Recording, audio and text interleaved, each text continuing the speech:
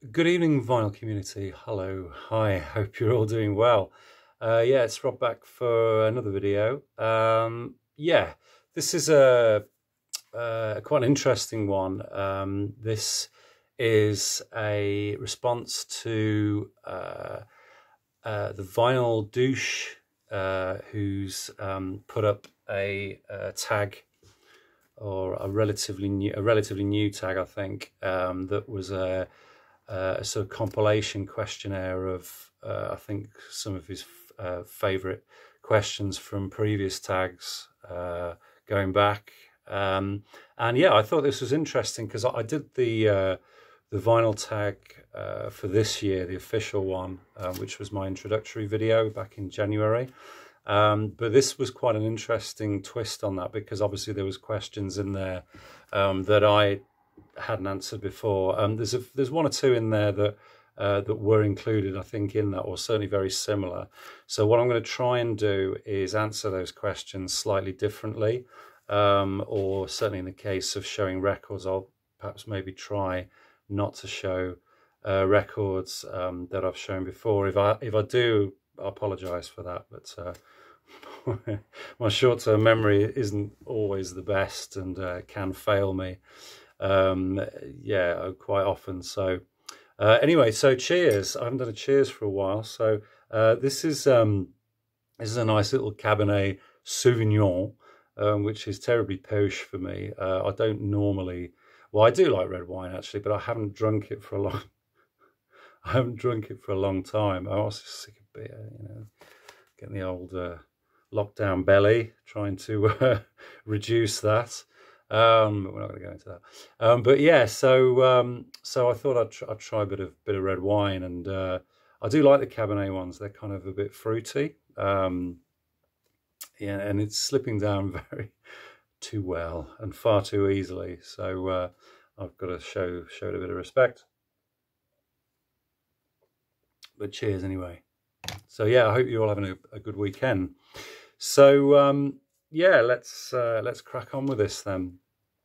Okay, so the first question is, what was the first video you saw on the vinyl community?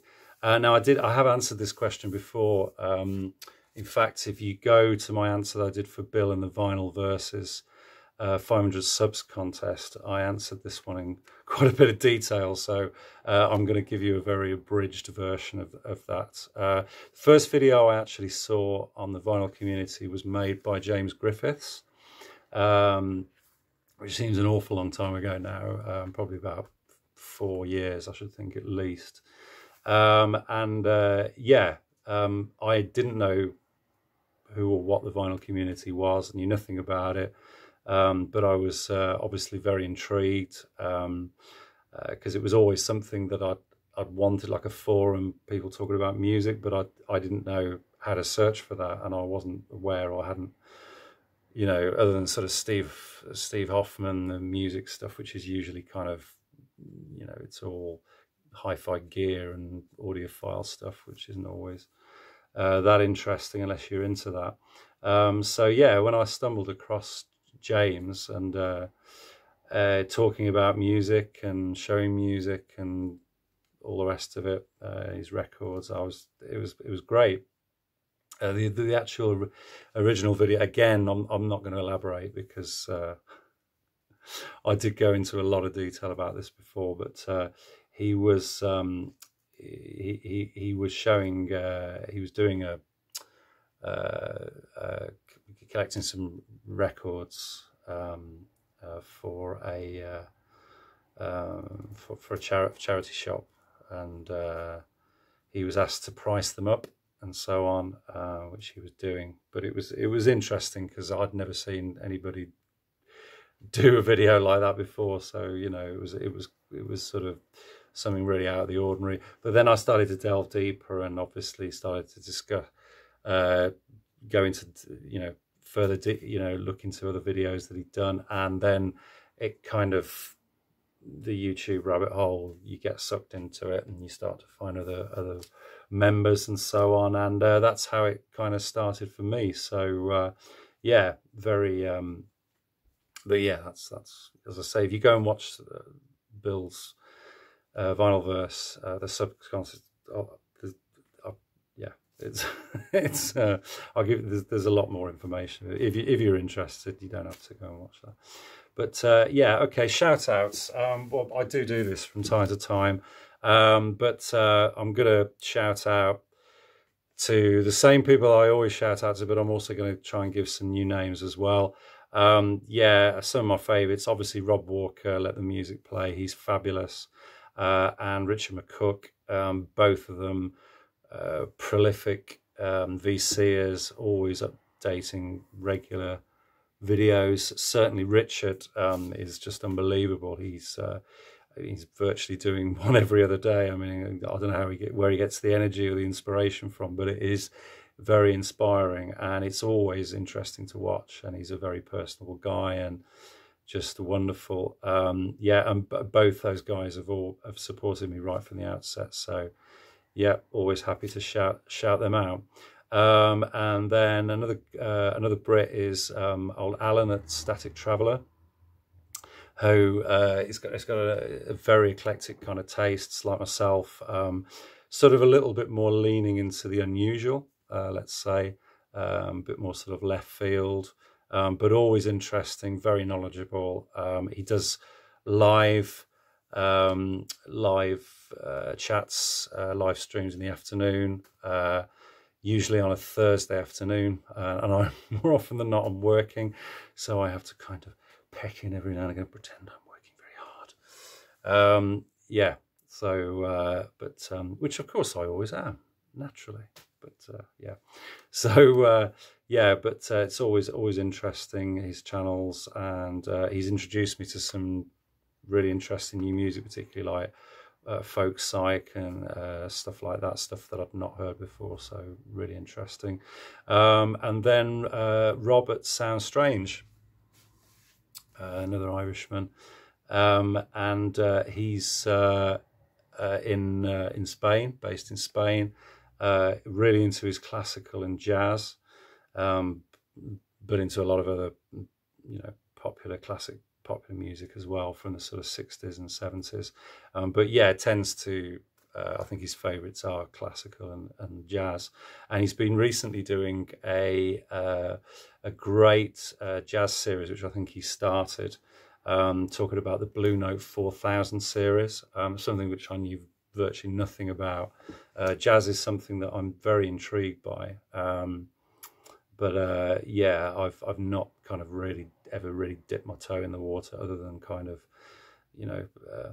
Dave Brubeck and a few compilation CDs along the way. And he's filling in some huge holes in my knowledge. And it's a real education, and he talks about the albums, as does Julius Jabbar Sherv as well. So if you're into jazz, Rob and Sherv are definitely the guys to go to, and there's others supporting them as well. So yeah, but fabulous, really interesting, and worth checking out.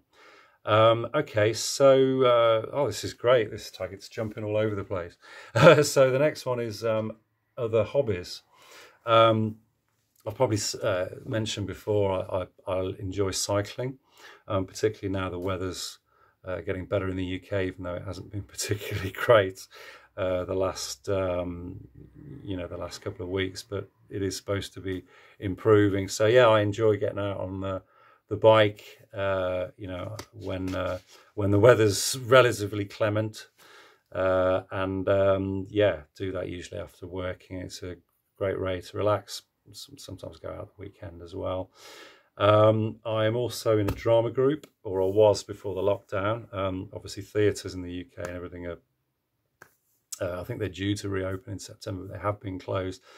A lot of productions, and one or two that I bought tickets for, they've been offering me kind of money and refunds for plays and performances. And I'm just saying, no, please defer it, put it back, when it's going to be showed again, because I want to go and see the play. I'm not bothered about the money, although it's obviously they have to offer you a refund. So, but yeah, so But yeah, drama was quite a big thing in my life. Only an amateur dramatics local group, but it's where I met my wife. Seems like a very long time ago now, and yeah, so as and when the lockdown, the COVID thing gets under control and the theatres open again, it might be something that I get back into. The other thing is I'm a toy collector. Yeah, I like collecting vintage toys and new toys, but usually the kind of models, like the die-cast models, I'm quite into. A bit nerdy, I know, but I've got a particular passion for Jerry Anderson. I've always loved Jerry Anderson, those puppet shows like Thunderbirds and Captain Scarlet and so on. So I collect these. Obviously the old Thunderbirds models. These are Corgi recent releases. This one in particular is quite similar to the original Dinky one, which some of you, particularly in the UK, might remember of having, certainly from my age group, of having as presents as a kid when you were younger. And yeah, I love them. I absolutely love these toys. I do actually have a few of the original Dinky ones, but they're all kind of packed away and in bubble wrap and so on. Unfortunately not in the boxes like these, because if they were, they'd be worth an awful lot of money. But it's, yeah, there is a little bit of the investment thing, but it's mainly a big nostalgia thing for me, because I used to love the show, particularly Thunderbirds, because I think the theme was very much, you know, on rescuing people and sort of, you know, doing, you know, offering a service that was for the greater good of mankind, rather than sort of death machines and, you know, tanks and stuff and all the rest of it. So yeah, but anyway, so that's another little hobby horse of mine. Okay, next question: why do you collect? Why do I collect records? Obviously vinyl. I've just always collected physical media of music. I love music. I've loved music ever since I can remember, basically. My parents were big on music, and my brother, who's 6 years older than me, was big on music in the early 70s. He always was buying new singles, particularly sort of glam rock stuff like Mott the Hoople, Sweet, Slade, Queen, he was big on. And I used to just take all this in and just absorb it. And just loved it, just the scope of the range, the power of the music, that kind of visceral thing with rock, which I think resonates particularly when you're younger. Yeah, and he didn't always let me listen to the music, because it's a typical thing with the older sibling. It's kind of, it's my music, you're not listening to my music, you know, kind of thing. So I was always kind of at the door trying to listen to you know, what was being played, you know, and sort of like take it in, so he wouldn't know that I was listening, kind of thing, you know. You know, when I got a bit older and started to earn money, I picked up and started collecting these records, and the records I remembered from when I was younger, you know, because I think, again, probably like with the toys, for me, it's like nostalgia plays a massive part in why you have this kind of innate love of collecting things and wanting things, because it kind of takes you to those warm, fuzzy places that remind you of your childhood, and particularly things like records, toys, memorabilia, TV shows, etc., etc. It all conjures up really entrenched memories that are usually very, very good and pleasant memories. And I think that's why, well, it's certainly why I collect, and why I'm constantly always trying to find music, older music, you know, because of that nostalgia, I guess. So yeah, so yeah, there you go. Anyway, so do you play a musical instrument, and have you been in a band? Yeah, I play the guitar. And I I try and write songs, although I've felt very uninspired throughout this whole lockdown period, because I could have very easily just have kind of sunk into the melee and the cliche of that kind of, you know, sort of self-pitying thing, and I don't want to write about stuff like that. So yeah, as I say, I haven't been particularly inspired, but hopefully the inspiration will come back. I'm actually due to do a gig with my brother, as a friend of his who does a thing called the Gig on the Roof, and it's in Borsall Heath in Birmingham, and it's literally a converted roof on sort of on the end of his house, and he puts a PA up there, runs cable up, and there's some ladders to get up there, and yeah, from sort of 2 o'clock in the afternoon until about 7, 8 in the evening, there's a whole load of artists that get up, that do turns, play the guitar, little bands, just music, and it's just live music, and it's on a roof, in a garden, through a PA, and it sounds fantastic, and the vibe is just wonderful. The guy, Pete, who runs it, his mum comes and brings sort of eats round, little veggie things and stuff, and it's great, and you just kind of, everybody's chilling out in the garden and watching this, and it's just marvelous, wonderful. So yeah, and I used to be in a band in the 90s as well, but a long time ago. That's maybe for another day, otherwise this video is going to be very, very long. So yeah, have you ever worked in a record store? No, I've never worked in a record store, but I would imagine that it would be a really fun thing to do, particularly a small, you know, independent record store like SJ Records that I regularly go to. Yeah, because, you know, you're chatting to people, like-minded people who are really into the music, and yeah, just hearing their stories, why they like music, what they listen to, and again, all that history and nostalgia, and you could, you know, pick up, like through the VC, you know, I mean, I've picked up so much information about music, artists, bands that I would hitherto have never have known about. So yeah, fantastic. Okay, so what was your last purchase? Okay, my last purchase was actually today, which was this record. This is amazing. This is a guy called Duncan Brown, who's a UK classical guitarist and session musician. He started off in the 60s. I suppose he was kind of similar to sort of Nick Drake in as much as that he had a very classical background, very highly educated, certainly musically, brilliant classical guitar player, and was a session musician, and then he was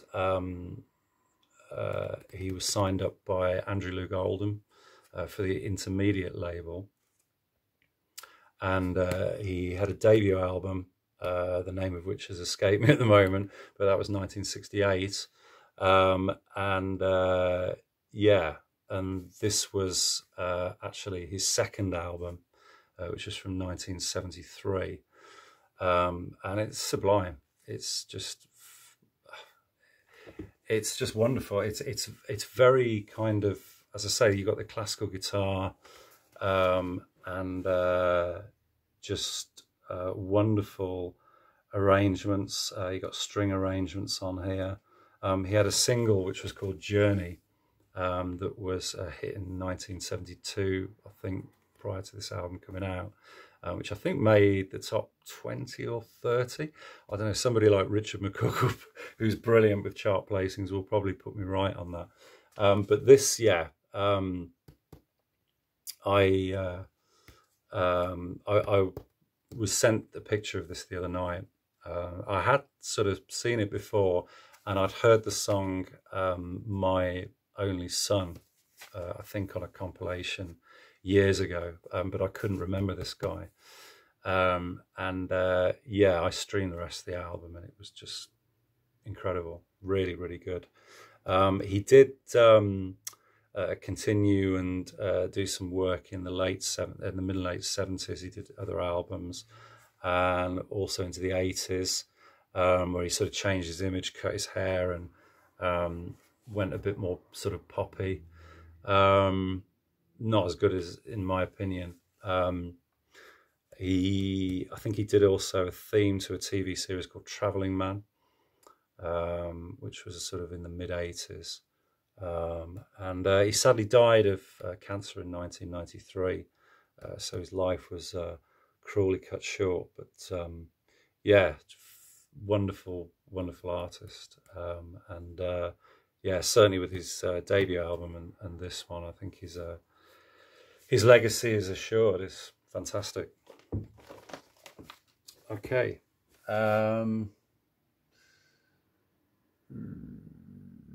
Okay. What we've got? Show an album from a female artist. Okay.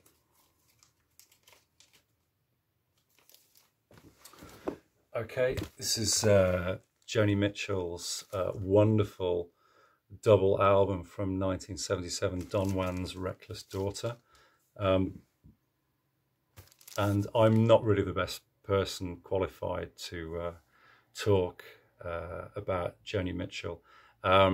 If you really want to hear a really good appraisal of her albums, if you check out Shannon D, her channel, she's doing at the moment a series chronicling Joni's entire discography, and she's just recently done For the Roses, which happens to be my both of our favourite albums, but she gave me an insight into the lyrics, and particularly the lyrics, because that's something that I'm sort of more into the music, I guess, particularly as playing the guitar. So her kind of alternate tunings and sort of weird arrangements is definitely the immediate draw and pull for me with regards to Joni. But this is this is in her sort of jazz phase, with kind of Jaco Pastorius and so on with the bass,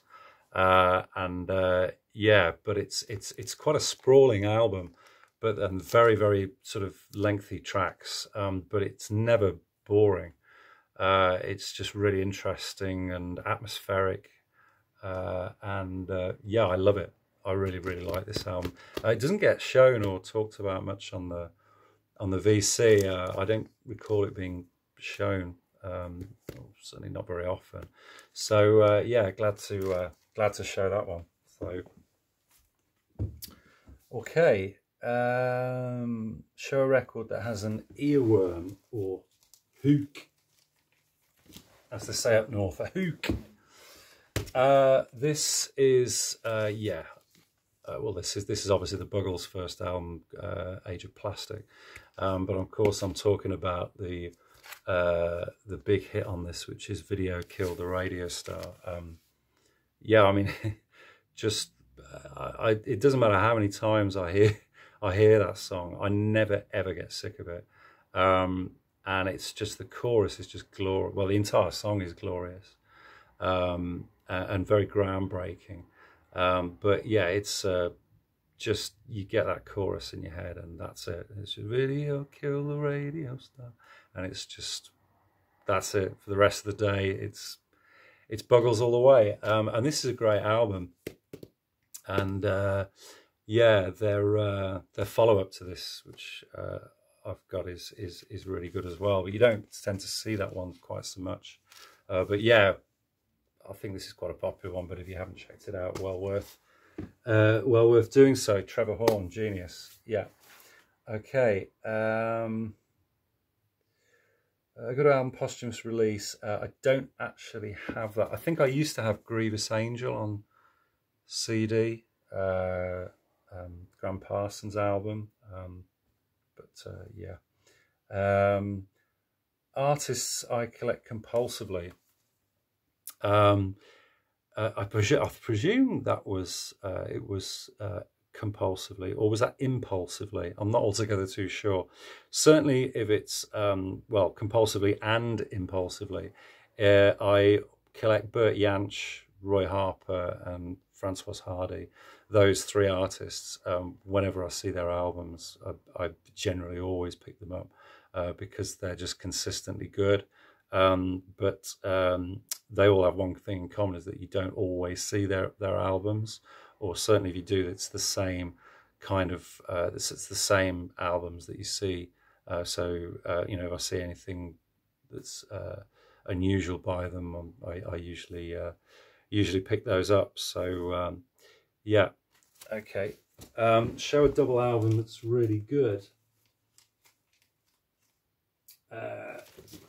Yeah, this is excellent. This is, I mean, I could have shown any one of them, you know, a dozen or more albums probably, but double albums. But this one is probably one of my favourites. This is Pentangle's second album, and this is Sweet Child.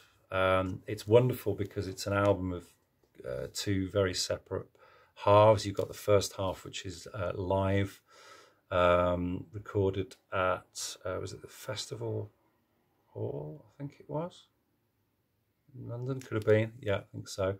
And yeah, they just take you through sort of traditional songs, or reworkings of traditional songs in their way, and they all pick a song that they're, you know, they do individual performances as well. So like Bert Jansch will do a solo one, John Renbourn will do like a blues one. He's really into the blues and sort of Big Bill Broonsy kind of style, that kind of thing, which I know he was a big fan of. And yeah, wonderfully recorded, superb. And then the second side of this record is all new studio material. Particularly the title track Sweet Child, and Jackie McShee's vocals are just sublime on that. Yeah, superb album, well worth getting if you don't have it. So show a rainy day album.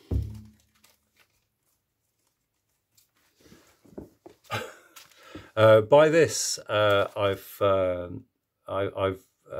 interpreted that as an album that you find sort of quite depressing, and you would play as a rainy day to sort of exacerbate those kind of melancholic feelings that you're already feeling. And no album does that better for me than this one. This is Pink Floyd's The Wall. When I was a kind of very angry,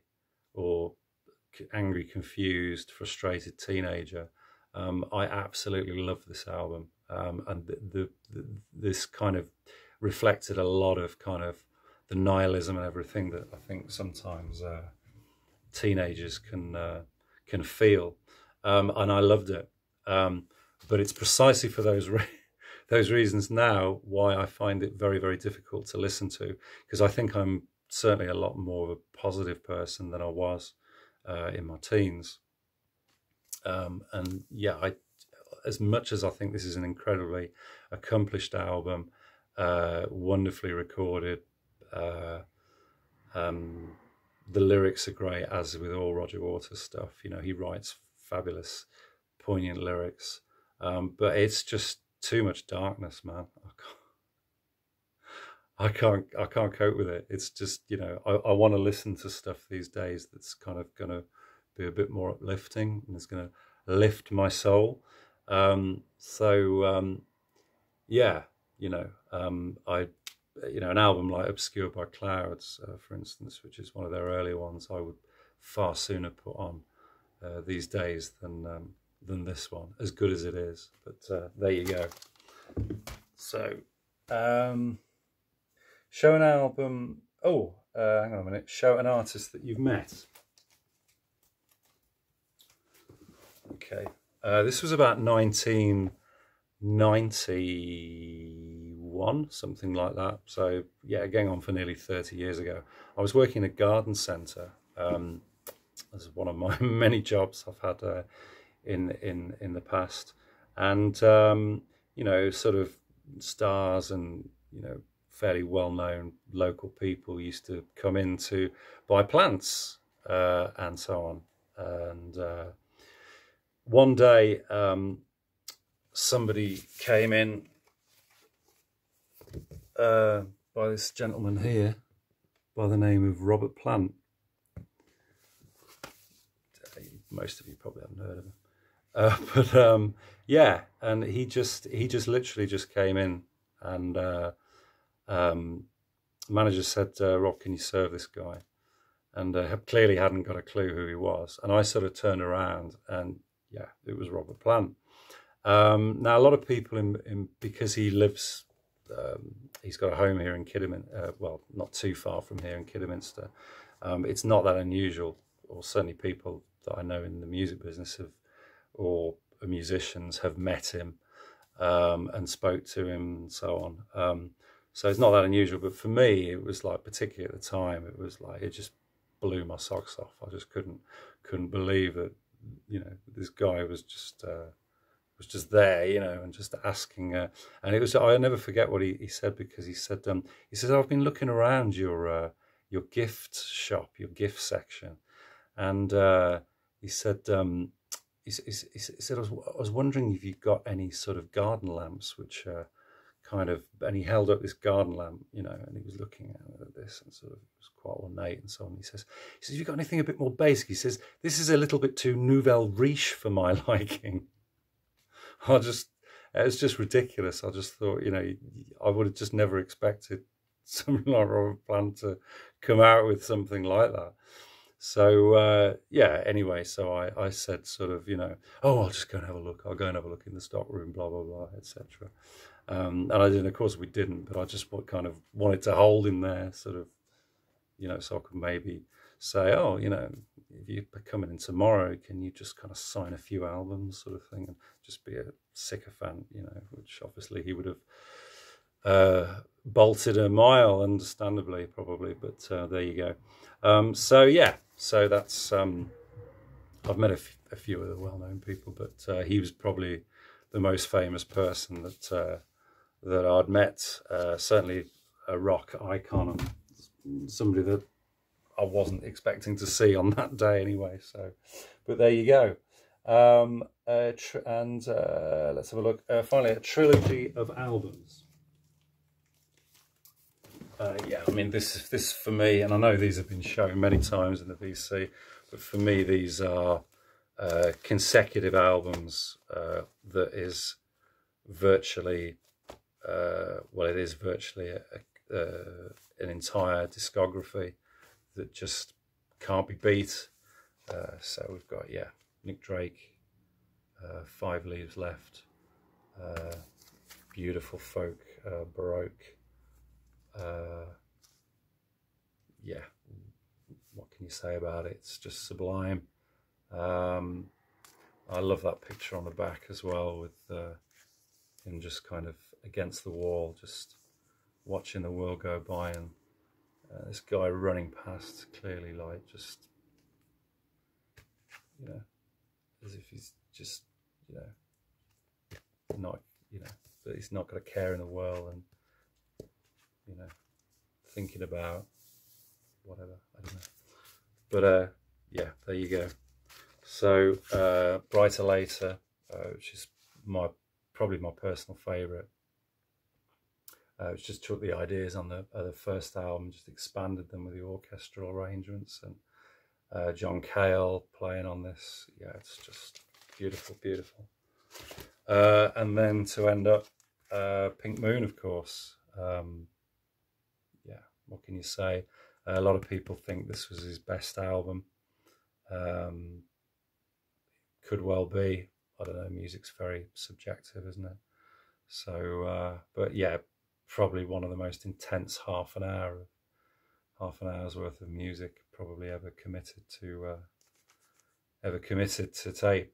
Yeah, so superb. Okay, guys, so there you go. Very long, sprawling video. I've had far too much to drink again. So yeah, if you want to just kind of zip through, and as I say, some of these questions I've omitted because I've answered them before. Some I've tried to do a different slant on, but yeah. So thanks to the Vinyl Douche for putting that together.